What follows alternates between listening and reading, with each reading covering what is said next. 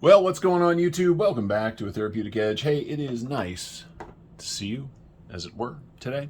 I got something cool on the table. This is a Todd Begg Knives bodega, but it isn't. And what I mean by that is that most of the Begg stuff that you have seen out in the world, they've been working on their Steelcraft stuff, but even their Steelcraft stuff, things like this and this and this. These are all Steelcraft, which means factory-made knives. Are very expensive. But the Begg Knife Company has been working on turning the Steelcraft line into something a little more accessible. And they've been doing stuff like this. This is a glimpse in D2. This is G10, right? It's all stamped steel. This is a different level of knife. Same design, but they're still working on it. And I guess about a year ago, they decided they want to bring the mini glimpse into a more budget-oriented, available line. And this knife here was one of about 100 that they had made as a test run that were never sold to the public. Now, they have recently released a whole bunch of their sort of budget-friendly, more budget-friendly Steelcraft line. This just didn't make the cut, or this version of it didn't make the cut. And I happened to meet somebody who had it, and now I have it. And that makes me very happy. So we're just going to look at it today, just for giggles, shall we? Let's take a look at what you get. First and foremost, it is a steel frame lock. It is a D2 blade. It has a G10 backspacer, which is very cool, right? It's got that Todd Begg sort of jimping across the thumb here. Get your thumb on there. It's running on bearings. It's got a steel clip, which is very nice. It's got, like I said, all of that sort of Todd Begg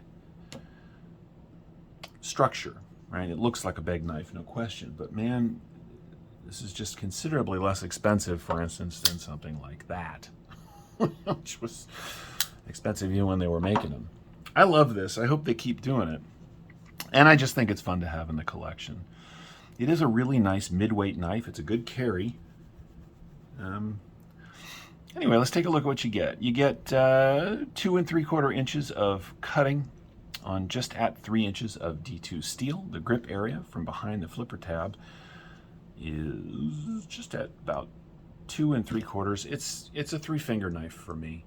But it's the way that this is shaped, it still sits very comfortably. It's got this lovely jimping on the blade where your thumb rests. It's a really nice design. Of course, the bodega is an excellent bit of kit. I like that it's got jimping here on the lock bar. Not going to show up. There you go. There it is. Right? So it's easy access to the lock bar. It flips really nicely. Again, this is not something that you guys are going to be able to go out and find, but I am very glad that I got to add it to the collection. And because it's got that little bit of, it's got this fuller, right? Yeah, you can flick it really nicely. Let's get the basic specs out of the way. You're looking at 7 inches overall, as I said, 2 and a little over 2 3/4 inches of cutting on right at 3 inches of D2. Closed length. It's coming in at a very nice 4 1/8. Eats up a fair amount of pocket for a smaller knife. You're looking at a little over 1 1/4 inches, and of course it does have a flipper tab, but there's no jimping, although it is shaped. See that little bit of lip right there? So you never miss. It's really well done. Sits in the pocket fairly well. It's not deep carry. But, you know, I mean, it's not a ton of knife either. Right? Some, but not too bad. Let's do some size comparisons with other knives. First and foremost, because I got it out here on the table, this is the glimpse that was actually made by We a million years ago. As you can see, it is considerably smaller than the full-size Begg designs. Here it is against the full-size Griptilian. As you can see, the mini glimpse is mini. Here it is against the Rat 2.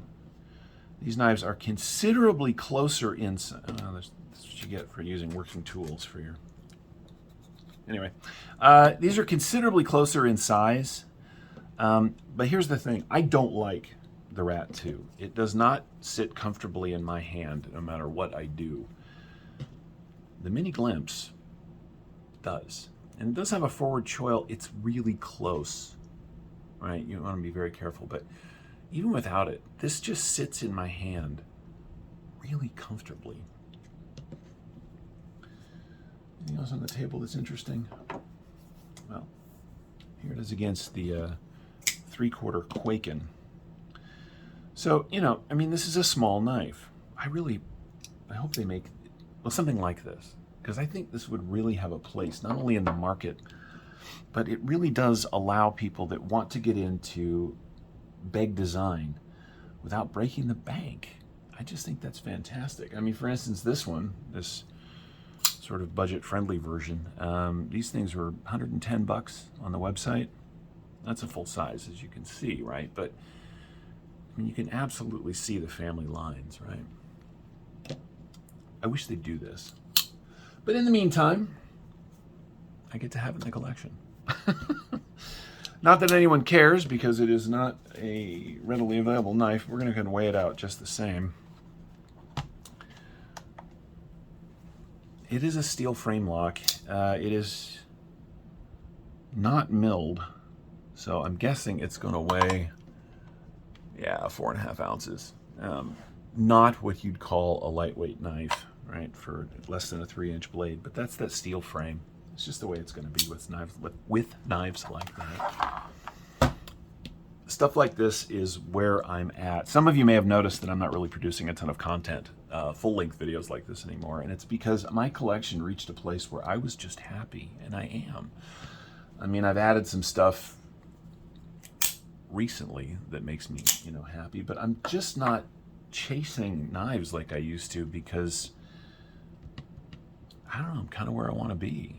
My interest in the newest and baddest and most interesting that is dropping in the world is not really that great either.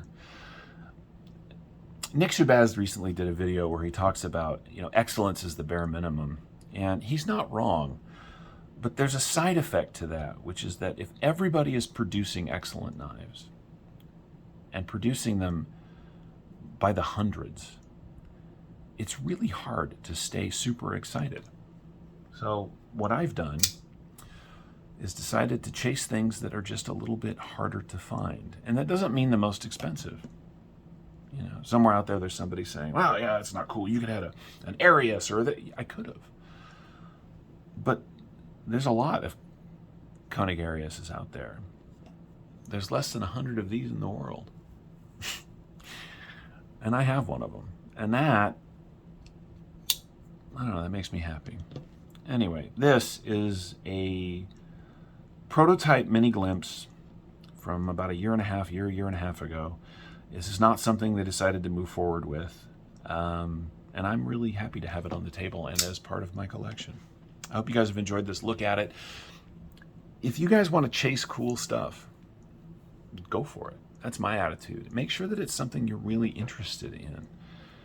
It doesn't have to be the highest end materials. It just has to be interesting to you. Anyway, thanks for watching. This is a Therapeutic Edge. There is more stuff coming, a knife here or a knife there, stuff that I like. I hope you've enjoyed this content, and you know, keep an eye out for the shorts that I do daily just to keep my collection in rotation. Thanks for your time today. We'll see you next time.